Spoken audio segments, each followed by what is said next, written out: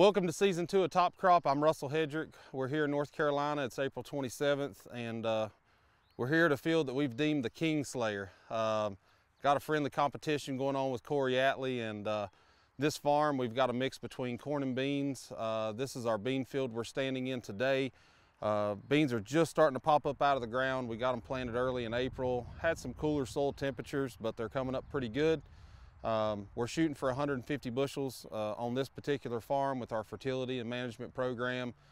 We've also got a field on this farm where we're going for 500 bushels on our corn. So we'll just see how everything's kind of progressing. We're going to do some digging, see where the corn's coming up, where the beans are coming up, and try to go ahead and make our next pass. See, they're just barely below the surface right here. So I mean, another day or two. Look at that. Yeah.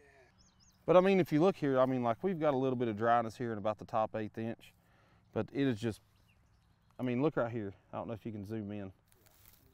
When we talk about healthy soils, you know, what we want to look for, one, man, this little guy doesn't want to be caught today, but I mean, we're running about 90 to 100 earthworms in the top cubic foot. If you convert that over, that's about 3.5 to 4 million earthworms per acre. But look at that aggregation. You know, I'm not knocking on the conventional till guys, but you're not going to see big old aggregates like these right here in a conventional till system. I mean, this ground is just full of tilth. You can see the beans are starting to push up through it. Let's see how deep our taproot goes.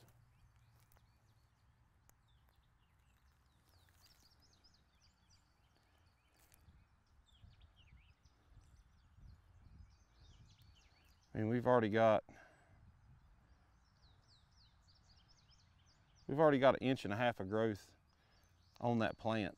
It's still got about 1/2 inch to pop up out of the ground. We planted these beans at 2 inches deep, but you know, right here we're just starting to break the surface.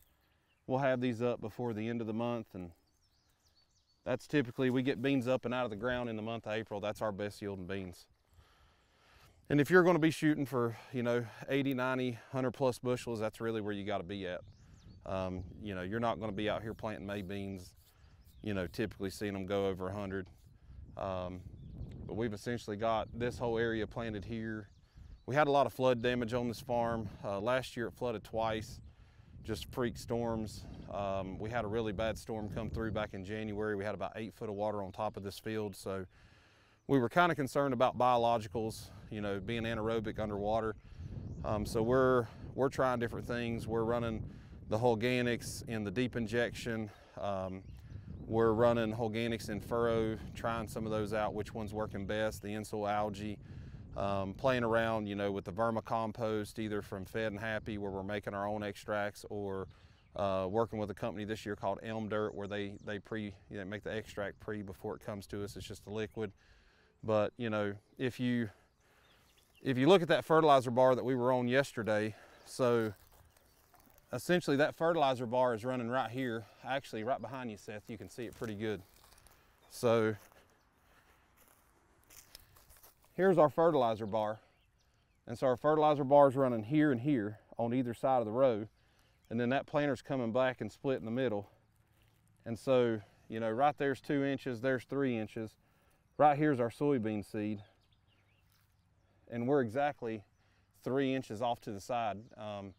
You know, when we were watching the monitor while we were planting on the GPS, you know, it was within 1/10 of an inch to 1/4 of an inch where our pass needed to be, and we're seeing the same thing where these beans are coming up, and we've got this coulter cut in the ground from the first pass. The planter's perfectly centering that up. So, you know, we've got those nutrients right here within this root zone.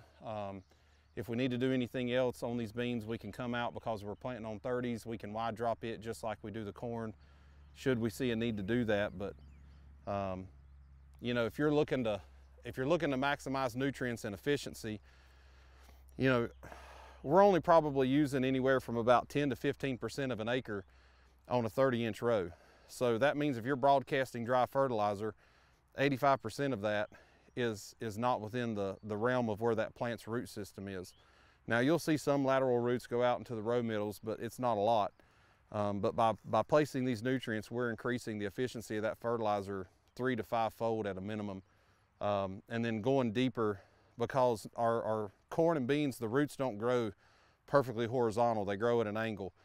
And so we've got to get that deeper placement so when those roots continue to grow out and grow down, they're able to hit this band probably within the first month and a half. And when they hit this, I mean, it's a night and day difference in what we're seeing on our tissue samples throughout the whole season. So, you know, just simple stuff like this, whether it's dry, you know, we've got a dry bar that we're building for this fall where we can cut our cost per nutrient by half. So we'll be running some dry in the fall, some liquid in the spring, and that'll save us even more money. So, you know, just ways to maximize the fertilizer that we are using. I'm gonna check out some corn.